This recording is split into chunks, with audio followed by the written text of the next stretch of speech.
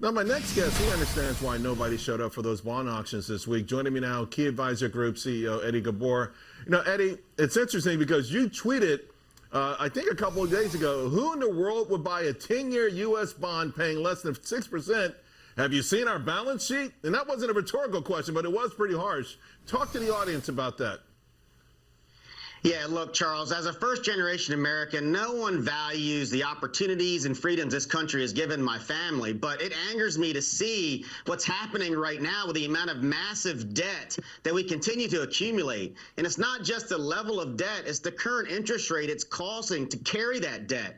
If our U.S. government was a balance sheet of a corporation, there's no way anyone would buy that paper. That company would be bankrupt. And this is why I don't think it matters what the Fed does. I think everyone knows they may raise one more time or they may not raise again, but the bond market's not going to care. They've put us in such a vulnerable position financially that investors are going to demand a higher yield for treasuries. I wouldn't put my clients' money in a 10-year yield at under 5% in US Treasury, and I don't think many investors are ready for a 5+% yield on Treasury because we're so focused on the Fed, and I think we are past that because of the irresponsible borrowing this country has done. There is a price to pay for this type of debt.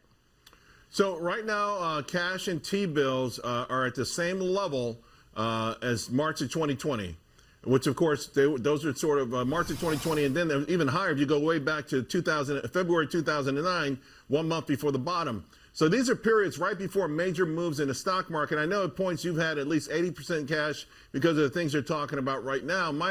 I want to know what it would take to get you to start putting more of that money to work into equities.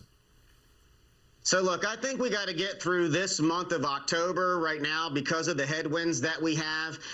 You know, this war is going to be a game changer from a oil perspective, right? If oil blows through 100, which I think is a realistic expectation if things escalate there, that changes the game. And then we do have to see how the bond market, I need bond volatility to get down, and I need bonds to really show it's a top before we'll start going in. Now we own oil and we own India. And that's brought a lot of alpha to the portfolio over the last 3 months with their outperformance versus the broader markets. But I just think there's too many headwinds right now that we've been transparent with our clients about. And I think there will be opportunities. We will get through this, but we still have more pain, unfortunately, till we get through and see if we have another credit event. So I got to go, but you're saying despite the feckless mismanagement of our economy, you still eventually want to bet on America.